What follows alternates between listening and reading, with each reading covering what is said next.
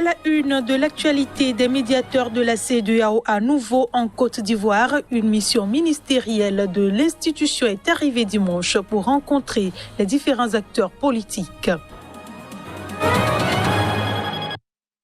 En Guinée, Cellou Dalein Diallo, le principal opposant, a appelé ses partisans à faire preuve de retenue et de responsabilité après le scrutin de dimanche.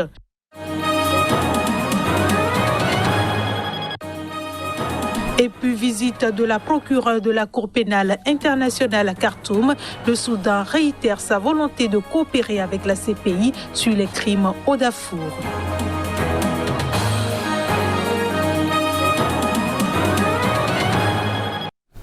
C'est un plaisir de vous retrouver pour cette nouvelle édition. Bienvenue à tous. Une mission ministérielle de la CEDEAO est arrivée en Côte d'Ivoire dimanche pour rencontrer les différents acteurs politiques. La deuxième en une semaine en Côte d'Ivoire, où la campagne électorale pour la présidentielle du 31 octobre se déroule dans un climat tendu. L'opposition souhaitait recevoir les présidents du Ghana et du Nigeria. C'est finalement une délégation ministérielle amenée par la chef de la diplomatie ghanéenne, Shirley Botway, qui a rencontré les deux principaux opposants et candidats, Henri Konan Bédié et Pascal Affi-N'Guessan. Rien à filtrer de cette réunion qui a duré un peu plus d'une heure. Pour le candidat Pascal Affi-N'Guessan, l'opposition se battra jusqu'à ce que ses revendications, notamment la participation des candidats recalés, le retrait de la candidature de Alassane Ouattara, la réforme du Conseil constitutionnel, l'audit de la liste électorale soient satisfaites. Après une première visite, il y a une dizaine de jours, les diplomates de l'organisation ouest-africaine doivent de nouveau tenter de résoudre un problème politique qui paraît inextricable. La délégation de la CEDEAO doit également rencontrer le chef de l'État et candidat à un troisième mandat controversé, Alassane Ouattara, ainsi que le Premier ministre Ahmed Bakayoko. Des violences intercommunautaires, opposants, partisans et adversaires de Alassane Ouattara ont fait au moins 2 morts depuis vendredi à Bougouanou, à 200 km au nord d'Abidjan, fief de Pascal Affi-N'Guessan. En août et septembre, des violences interethniques avaient déjà fait une quinzaine de morts dans plusieurs villes du pays dans le sillage de l'annonce de la candidature du président Alassane Ouattara et après le rejet par le Conseil constitutionnel de 40 candidatures, dont celle de l'ex-chef rebelle et ancien Premier ministre Guillaume Soro et de l'ancien président Laurent Gbagbo. En restant en Côte d'Ivoire, où des violences intercommunautaires ont fait au moins 2 morts depuis vendredi à Bougouanou, fief du candidat à la présidentielle du 31 octobre, Pascal Affi-N'Guessan, ex-premier ministre de Laurent Gbagbo. Des centaines d'habitants fuyaient à pied le long de la route, sacs sur le dos, baluchons sur la tête. La campagne électorale de la présidentielle a dégénéré en affrontement intercommunautaire entre les Agni, un groupe ethnique majoritairement pro-opposition, et les Dioula, pro-pouvoir en Côte d'Ivoire. Les affrontements ont commencé vendredi quand des jeunes partisans de Pascal Affi-N'Guessan ont érigé des barricades sur les routes après le mot d'ordre de l'opposition de boycott actif du processus électoral pour empêcher la tenue de toute opération liée au scrutin présidentiel du 31 octobre. Des affrontements entre Agni et Dioula ont ensuite eu lieu, chaque communauté accusant l'autre d'en être responsable. Les violences ont fait au moins 2 morts à Bougouanou, fief d'un des candidats de l'opposition, Pascal Affi-N'Guessan, et dont la maison a été incendiée. Bien, nous quittons la ville parce qu'il y a des conflits entre les Agni et les Dioula. Voilà, puisque nous sommes troublés, c'est pourquoi nous décidons de rentrer au village. Ils ont enlevé les assiettes là, ils sont partis à Dioula, les bananes. En tout cas, pagne de la dame, le magasin de la femme, là, ils ont tout pillé. Aux Maisons Blanches, là, ils ont tout pillé. À côté de nous, là, les magasins, là, c'est les jeunes Dioula qui ont tout cassé. Prends le corridor qu'on appelle Broukro. Bon, depuis le temps de Gbagbo, ils avaient déjà armé les militants, ils étaient là-bas. C'est eux qui ont tué nos jeunes frères là-bas. T'as vu? S'ils ont tué 2 dans nos camps, nous on a tué 1 là-bas. T'as vu? Et tout ce qui est véhicule dans les garages à la sortie de la station Total jusqu'au carrefour, au corridor là, les jeunes sont quittés de Broukro. Ce qui nous a surexcité, ils sont quittés à Broukro, venus brûler tout ce qui est véhicule. D'un nouveau camion, ils ont tout brûlé. Outre Alassane Ouattara et Affi-N'Guessan, l'ancien président Henri Konan Bédié et l'ancien député Kouadio Konan-Bertin sont en lice pour cette présidentielle. Au Nigeria, des djihadistes liés à l'organisation État islamique ont tué 14 soldats nigérians dans une attaque contre une base militaire dans le nord-est du pays, selon les sources militaires. L'attaque vendredi de la base militaire de Jacana avec des mitrailleuses et des lance-grenades a été suivie d'une offensive d'intenses combats. Plusieurs soldats sont portés disparus et 4 camions chargés de mitrailleuses ont été dérobés lors de l'attaque.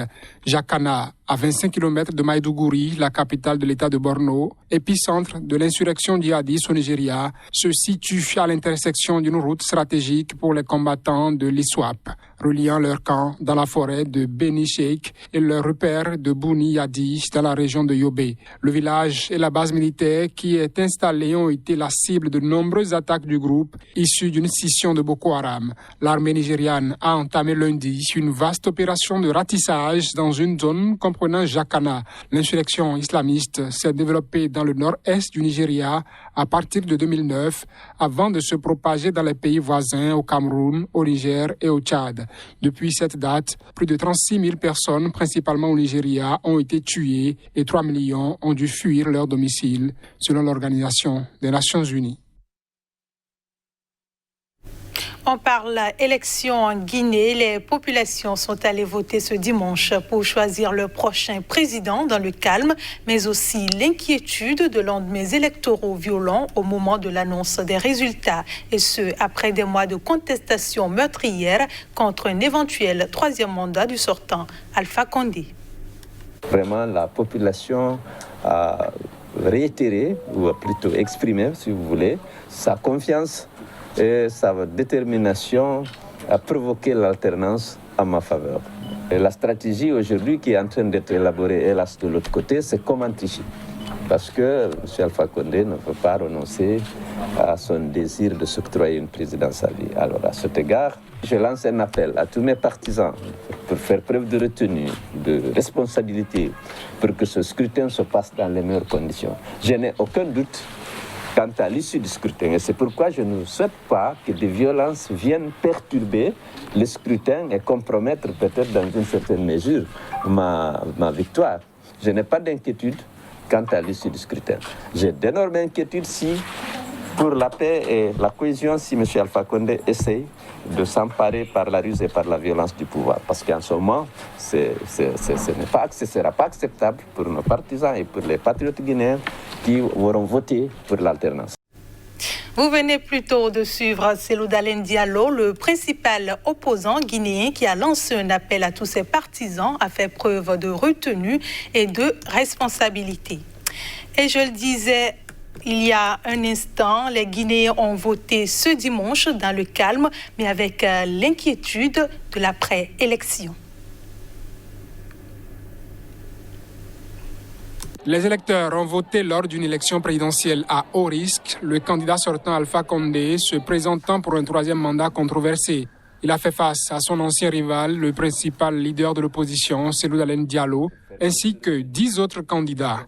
Les bureaux de vote ont fermé à 18h GMT avant que ne soient brisés les seaux de milliers d'urnes transparentes réparties à travers le pays, comme dans le petit bureau installé à même la rue sous un auvent cabossé dans le quartier populaire de Bambeto à Conakry. Le Premier ministre guinéen a assuré que le scrutin s'est déroulé sans incident majeur et a appelé toutes les parties à attendre les résultats officiels pour éviter une situation à dégradation qui va échapper à tout contrôle. Pas d'incident majeur. Les choses se sont passées dans les règles de l'art, dans les prescriptions du code électoral guinéen. Des petits incidents ici et là, s'il y en a, le ministre vous fera le point. La parole publique dans les deux camps devrait être contrôlée pour éviter de mettre l'huile au feu. Tout doit être fait des deux côtés pour que l'engagement soit réel, du côté de tous les compétiteurs. L'engagement soit réel de ne pas faire de proclamation publique des résultats avant la CENI. Parce que si cela est fait, c'est créer les conditions d'une situation de dégradation qui va échapper à tout contrôle. Un second tour, s'il doit avoir lieu, est programmé le 24 novembre prochain. Tout autre registre à présent, le Premier ministre soudanais Abdallah Hamdok s'est engagé samedi à coopérer avec la procureure de la Cour pénale internationale, Fatou Bensouda, en visite à Khartoum pour discuter de l'extradition de responsables recherchés pour génocide au Darfour. La visite de la procureure de la Cour pénale internationale est une preuve de la réforme totale du Nouveau-Soudan, a affirmé le chef du gouvernement de transition après sa rencontre avec Fatou Bensouda. Cette dernière a confié à l'agence de presse soudanaise SUNA que sa visite avait pour objectif, dans un premier temps, de discuter de la complémentarité du travail de la Cour et de l'appareil judiciaire soudanais sur le Darfour, et aussi de la coopération des autorités soudanaises dans la collecte d'informations sur Ali Abdel Rahman Kocheib, chef de milice et un des collaborateurs de l'ex-président Omar el-Béchir, recherché par la CPI pour crimes contre l'humanité et génocide au Darfour. Après 13 ans de fuite, Kocheib s'est rendu début juin à la CPI qu'il a officiellement inculpé le 15 juin de 53 chefs de crimes de guerre et contre l'humanité commis au Darfour entre 2003 et 2004, dont meurtre, viol, pillage et torture. Le gouvernement de transition s'était engagé verbalement en février à favoriser la comparution d'Omar el-Béchir devant la CPI à une date indéterminée. Reconnu coupable de corruption en décembre 2019, l'ancien autocrate de 76 ans est actuellement jugé dans un procès distinct pour le coup d'État l'ayant porté au pouvoir en 1989 et dans lequel il risque la peine de mort aux côtés de 27 autres accusés. La procureure de la CPI, dont la visite au Soudan se termine le 21 octobre, a également rencontré samedi le garde des Sceaux soudanais Nasr Eldin Abdel Bari. Fatou Bensouda s'est aussi entretenu avec un membre du Conseil souverain de transition. Fin de cette édition. Merci de votre attention. Excellente suite de programmes sur Sika TV.